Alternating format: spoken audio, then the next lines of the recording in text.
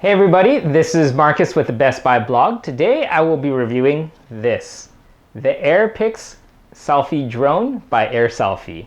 I'll be talking about its build, operation, the camera, app, features, and just what makes this such a fun camera to use. Alright, so let's do the unboxing of the PIX AirSelfie drone. The first thing you'll see when you open up the box is the instruction manual. Underneath that, what we now have is the actual PIX drone itself.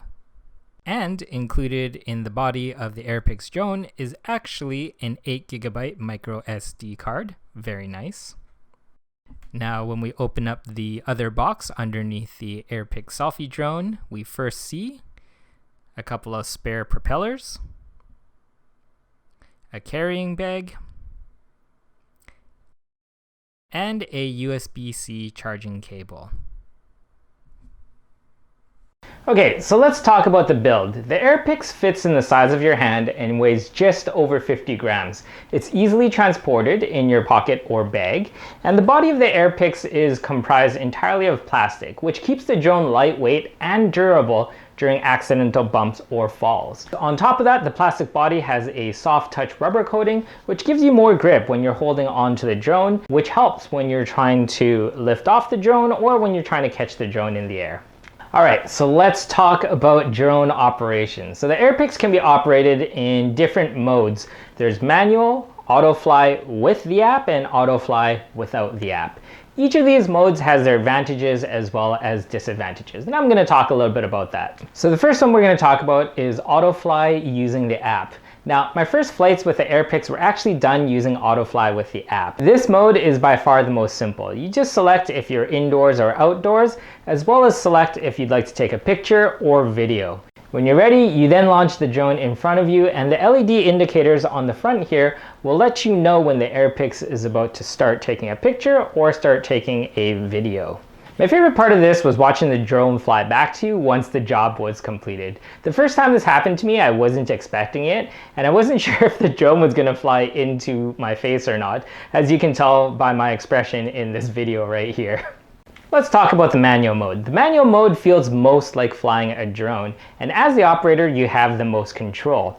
You have full control over the PIX's flight from liftoff to landing, and you also have full control over starting and stopping videos and pictures. The challenges that I found in this mode is that if you're using the app on the phone to control the flight of the PIX, it only turns the PIX left or right. So if you want the PIX to hover left or to hover right, you actually need to use gestures, which can be complicated because on one hand, you're trying to control the flight of the drone, and then on the other hand, you're trying to use gestures at the same time.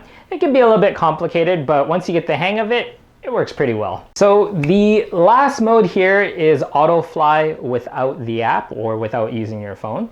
I found that this mode was actually the fastest for taking a selfie, but also requires the most experience.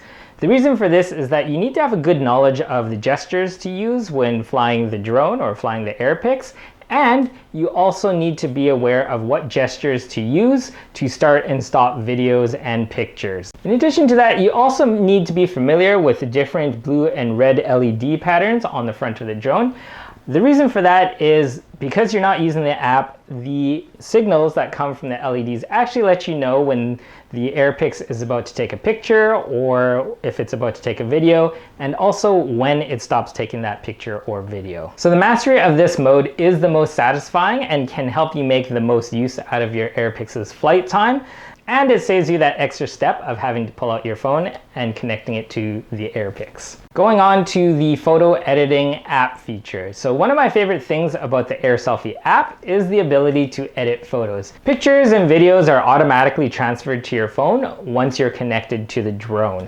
I enjoyed the AirSelfie's implementation of the picture editing software. In addition to the basic editing features that most photo editing apps have, The AirSelfie app includes some fun stickers as well as text designs. Once you're done editing the image, a copy of your image is then saved to your device, and it can then be shared to your friends over whatever social media apps you like to use. Okay, let's talk about battery life. Battery life on the AirPix is good for battery and drone of this size. Some people might find, however, that the battery life is short. So the official AirPix specs say that you can achieve 6+ minutes of flight.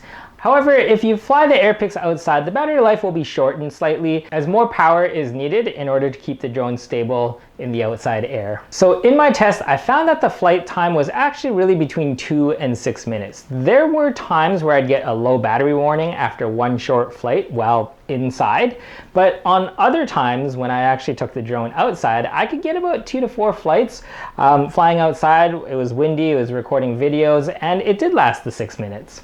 So because of the roughly short flight time, to ensure that your AirPix is always ready for you to take your next picture, I suggest that you actually charge the drone as soon as you're finished using it. In my testing, charging can take up to 1 hour if you're charging the drone fully from 0 to 100% battery. On to the camera. So in terms of pictures and stills, the AirPix gives you 12 megapixel stills and images. And for video, it's 1080p at 30 frames per second. Like everything else on the AirPix, the camera is actually very small, and you have to adjust your expectations accordingly. So to get the most out of your AirPix camera, be sure to use it in a well-lit environment.